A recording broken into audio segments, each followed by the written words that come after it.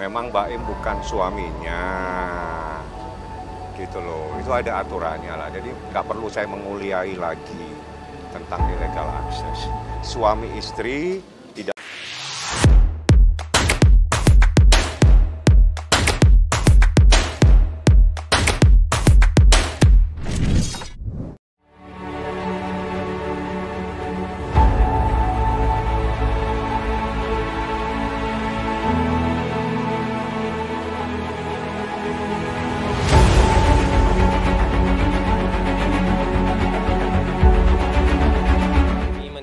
Bahwa pemisahan tadi itu ada beberapa hal dan bahkan kami menilai itu menguntungkan kami gitu ya.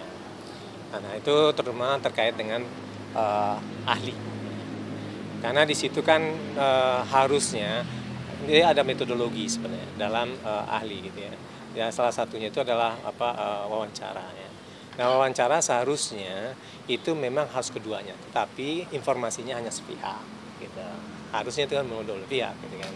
Nah itu makanya tidak bisa dikatakan bahwa ini menjadi suatu temuan dan itu menjadi suatu konklusi yang kuat gitu ya. Nah oleh sebab itu makanya kita katakan ini memang tidak kuat. Nah oleh sebab itu maka memang kami nilai ini menguntungkan kami. Nah oleh sebab itu kami memang sebenarnya menilai dari kesemua ahli dan saksi fakta itu sebenarnya bisa dikatakan tidak menguntungkan mereka, malah menguntungkan kami.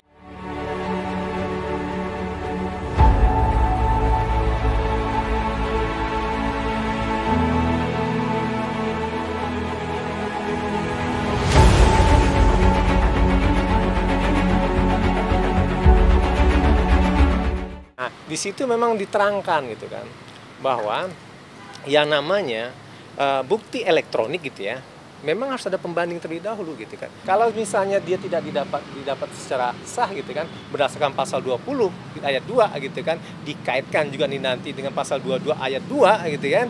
Nah, itu dikatakan sebagai suatu mengambil data pribadi orang secara tidak sah. Nah, itu dikategorikan sebagai illegal access. Apakah suami istri itu bisa dikatakan sebagai suatu personal sama? Tidak. Karena apa? Ya namanya perbuatan itu adalah personal dengan personal. Gitu. Jadi nggak bisa dikatakan bahwa pokoknya suami dan istri gitu ya, itu bisa bisa menghilangkan atau memaafkan gitu kan dari suatu perbuatan tidak benar. Tidak.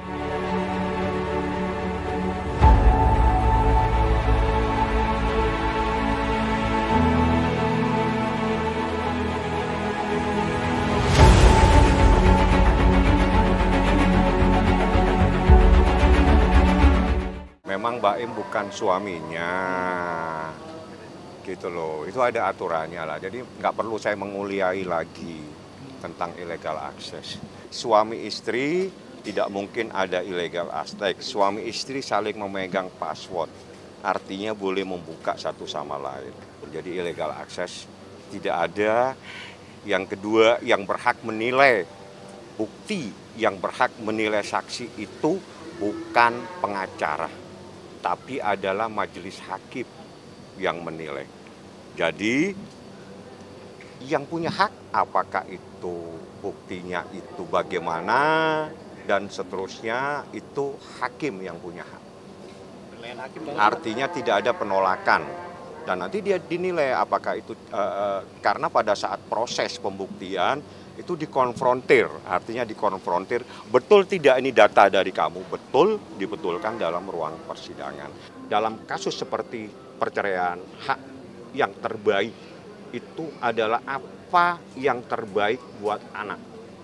Jadi di dalam hukum kompilasi hukum Islam, selama anak itu belum berumur 12 tahun, maka itu dikembalikan kepada majelis hakim. Majelis hakim nanti akan melihat mana yang terbaik untuk anak. Apakah di ayahnya atau kepada ibunya. Tapi di saat anak berumur di atas 12 tahun, anak itu yang memutuskan. Itu kompilasinya. Jadi saat ini ada di tangan majelis hakim.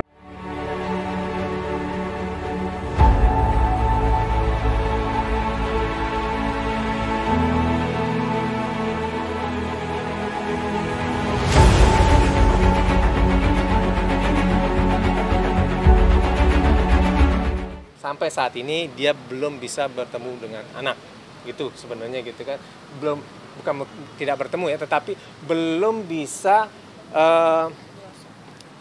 tidur pokoknya utuh lah ya sebagai seorang ibu bersama dengan anak gitu. Itu sih pesannya beliau gitu kan, agar nanti dia bisa bersama-sama dengan anak. Komunikasi